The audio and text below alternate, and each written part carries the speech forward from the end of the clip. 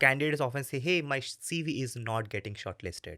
What should I do? So throw some light on that, right? What's the challenges? Why candidates are complaining their CVs? When a job is open, how should you even apply to that job? How the entire interview happens behind the scene? How the hiring decisions are made? The salary negotiation.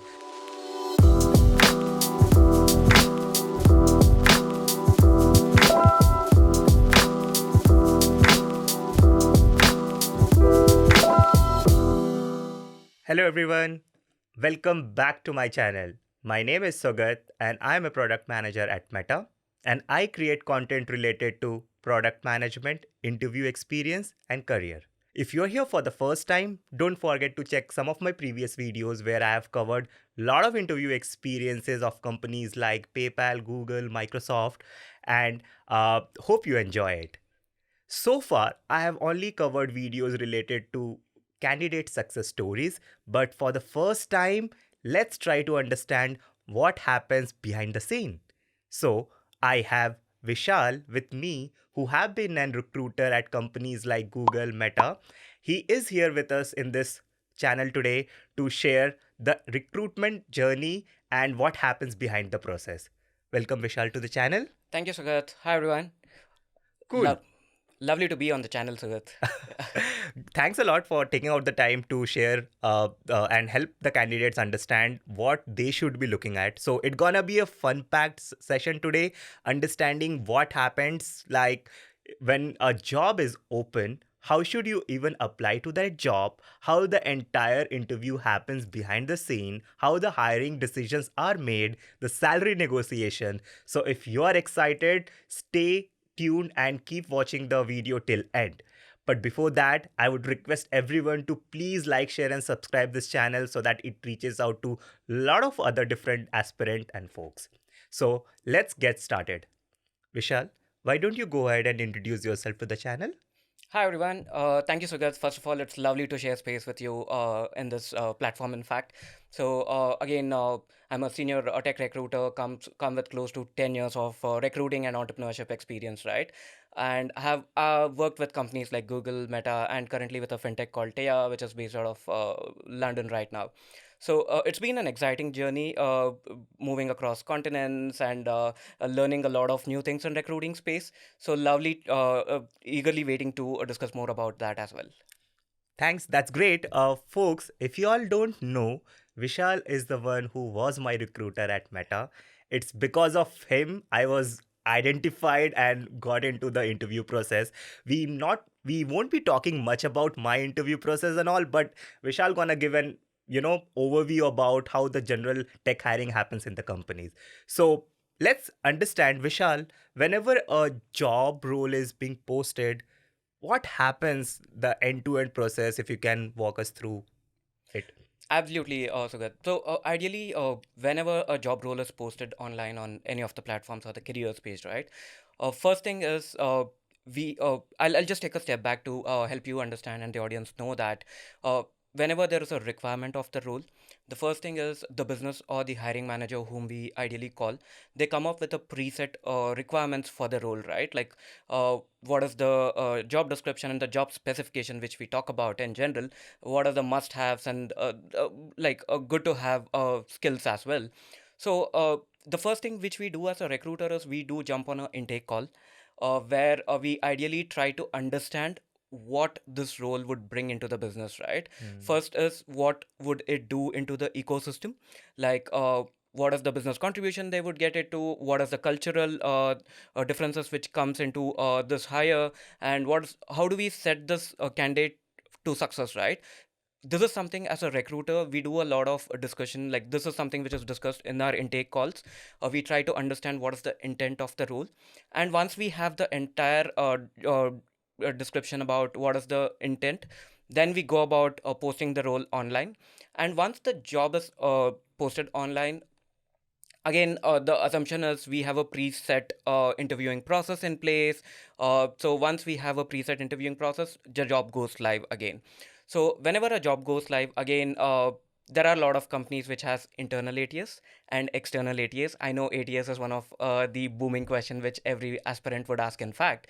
So After once the ATS is linked to the careers page or the even different portals like LinkedIn and a lot of different job portals, in fact, ATS makes one system where all the channel applications are routed into one particular platform.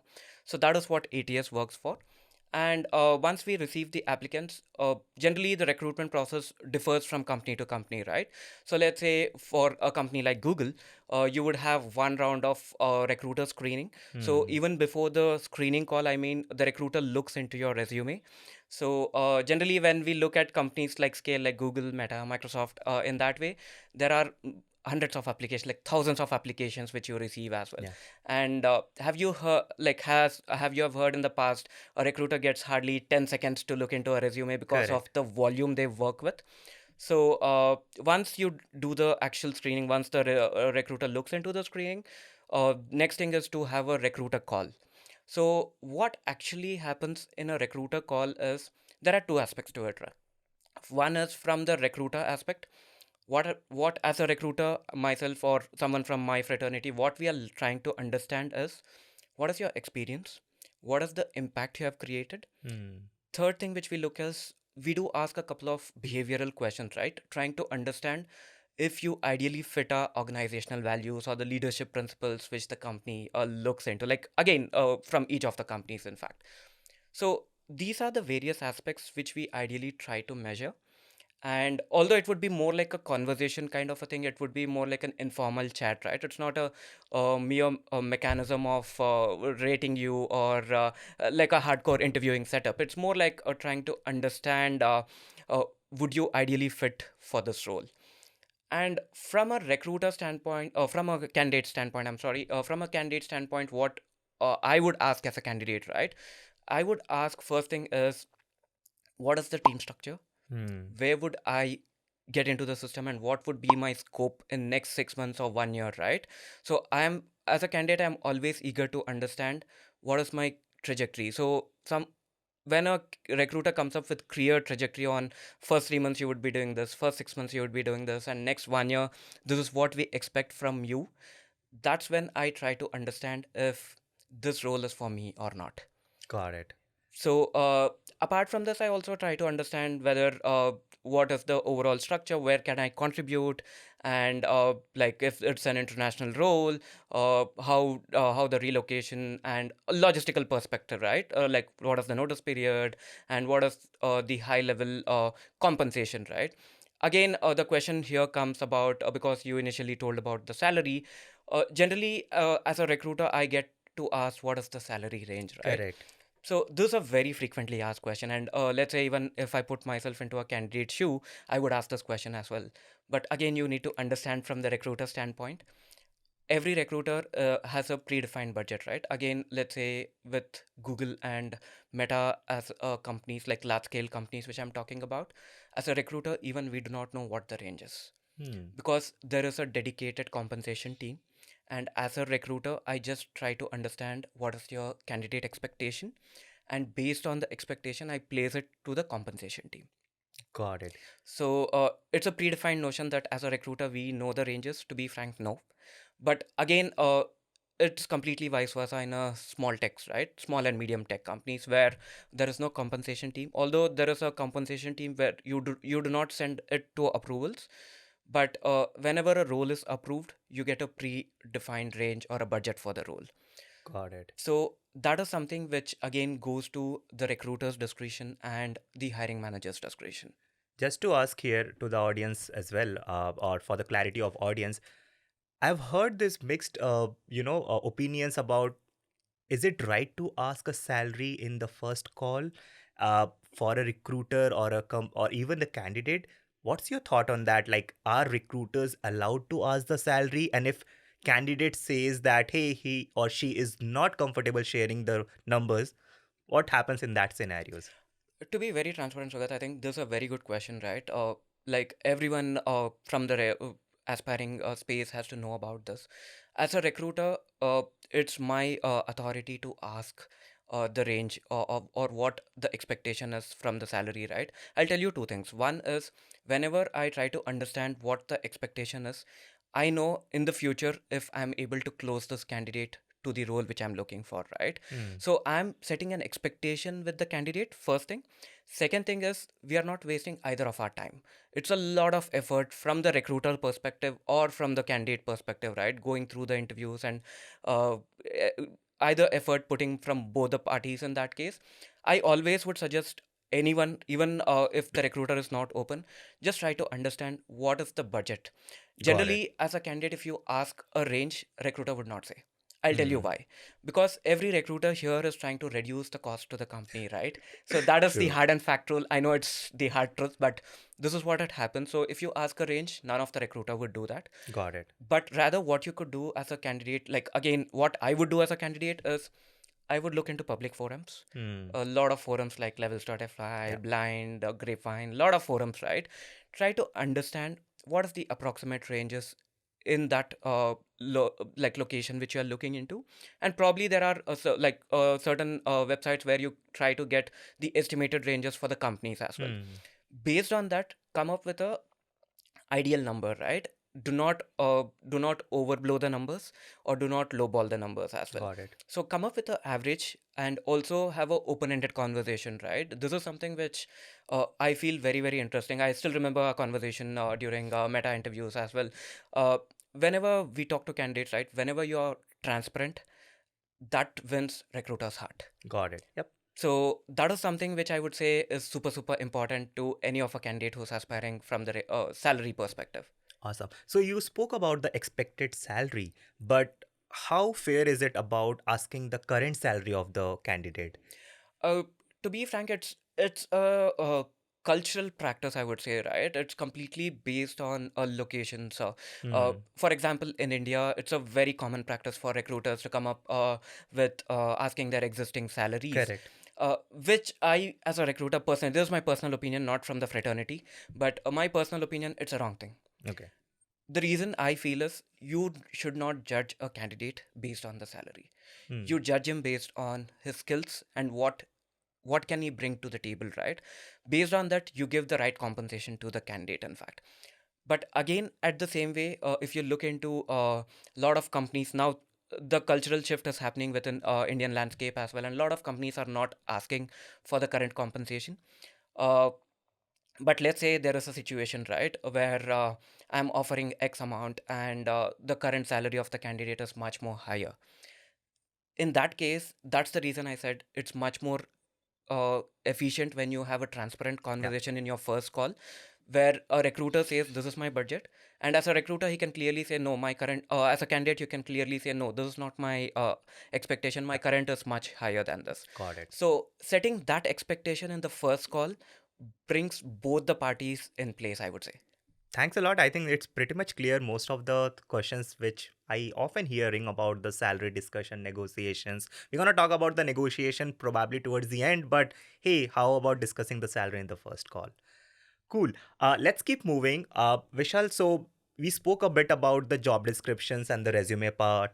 Would you want to throw some light over there? What happens over there? Like, whenever a candidate applies to a job description through their resume, what happens behind the scene? You spoke a bit about the ATS, but would love to understand in a more detailed way. Uh, to be frank, this is a notion, right, where we also talk about ATSs doing AI-based Yeah. screening, and to be frank, a lot of companies like big techs have not implemented that till date. Wow. Okay. Uh, Although I have been in that space, I have worked with companies. It's not being implemented. What these companies ideally do in even in ATS, it's called something called as resume passing. Mm-hmm. So what resume passing ideally does is, so whenever you apply through different formats, right? These ATSs try to pass the resume. When I mean pass, it tries to pick up the points from the resume and it puts it into the internal ATS. Okay. So as a recruiter, let's say in Google we had Google and Meta we had internal tools, but smaller and medium companies they do depend on external tools. With internal tools, we try to screen each and every resume, but again it's a general practice on the recruiters, right, which I would not generalize again, but it receives like thousands of applications Yeah. again as every day. So it's very tough for a recruiter to go through each and every resume on a daily basis, Yeah. right? So what generally we do is we to source candidates. There are two ways of doing it. So one is we do it as inbound strategy, and the other one we do is at outbound strategy. Yeah. So inbound is something where we look into the list of applicants. We try to use keywords. We Hmm. try to use skill sets, which has been mentioned in the job description, right? That is why, as a recruiter, job description is very, very crucial. When you have a well crafted job description, you get the right set of applications into your funnel as well.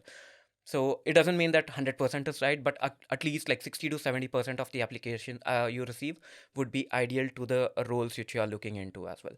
So job description plays a very crucial role. And as a recruiter, we try to condense down the applications based on the keywords and the Yeah. skill sets which we are looking into, and we start reaching out to the candidates. This is for the inbound strategy. But for the outbound strategy, what we ideally do is we look for the similar skill set, right? Hmm. Not only when I mean keywords, it's not like matching A to B or A to A. Yeah. So it's also about looking, let's say, zero to one product. It can be articulated into different ways, right? So we try to understand that and try to look into various platforms, like LinkedIn or GitHub or any other platforms, right? Or even we would look into meetup groups as well. Oh wow. Yeah, so that is something which it's not a traditional recruiting practice, but a lot of the recruiters now look into meetup groups, LinkedIn groups, Hmm. and also LinkedIn content, right? Probably I found you the same way. In fact, Exactly. I found you that in that way as well. So that is something which makes you stand out from the ideal crowd. In fact, Got it. So one question again which arises over here, right? Candidates often say, "Hey, my CV is not getting shortlisted. What should I do?" So throw some light on that, right? What's the challenges? Why candidates are complaining their CVs of not getting shortlisted?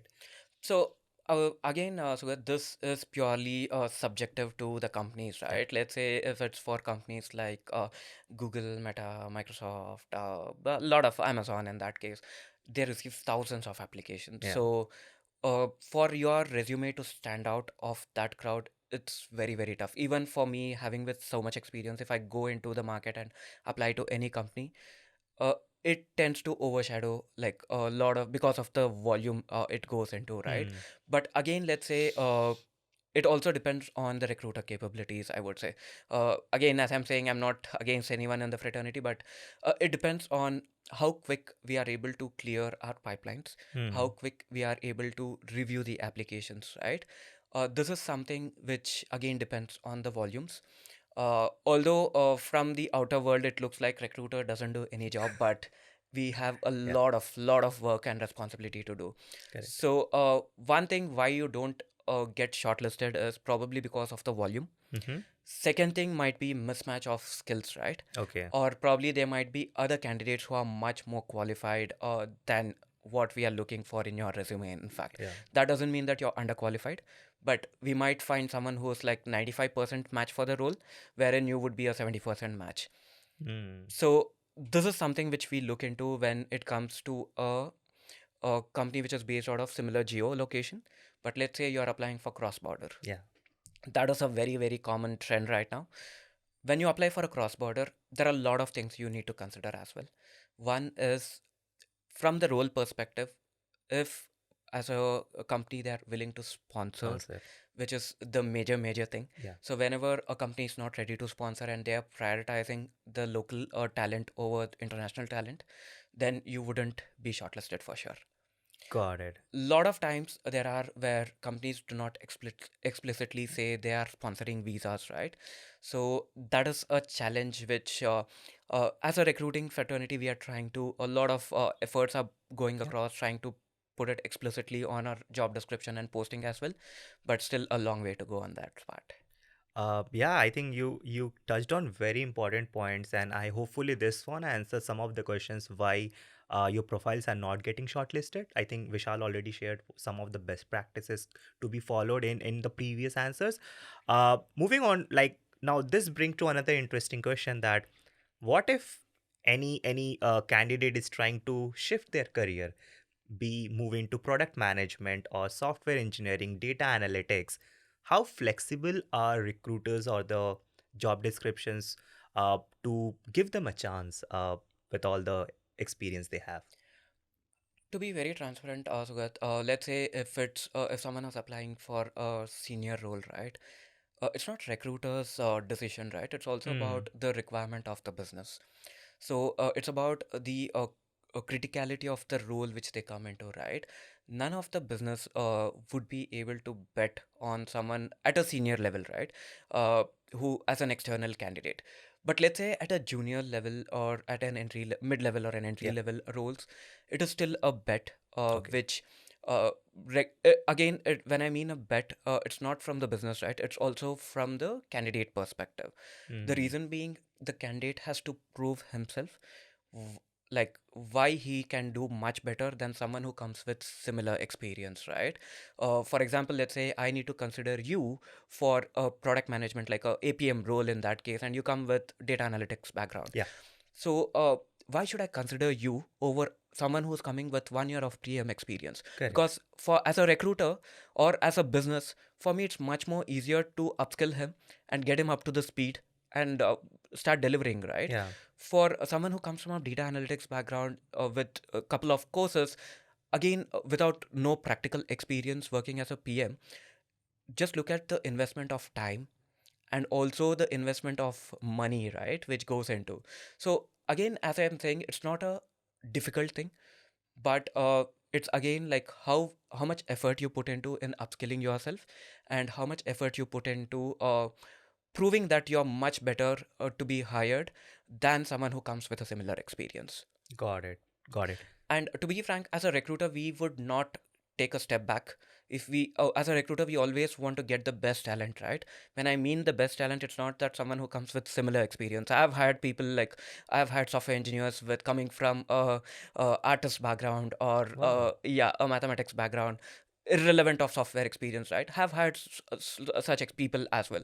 It doesn't mean that we would not hire you. It's all about how well you can prove your skills and how well you can prove that you're much better than someone who's doing that role.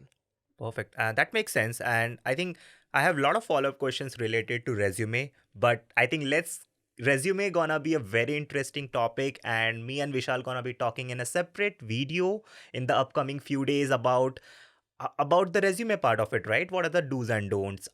Again, when you're trying to pivot your career, how should you reflect that on the resume? The 30 seconds or 10 seconds rule, which Vishal was talking about in the resume, how what are the keywords you should be highlighting? So let's keep that aside for now for a different video. But let's go back to our process of what we were looking. So once the recruiter screening happens, you mentioned most of the recruiters says that, hey, we'll get back to you, or we're gonna be forwarding your resume to the hiring manager. Walk us through that. You mentioned most of the recruiters says that, hey, we'll get back to you, or we're gonna be forwarding your resume to the hiring manager.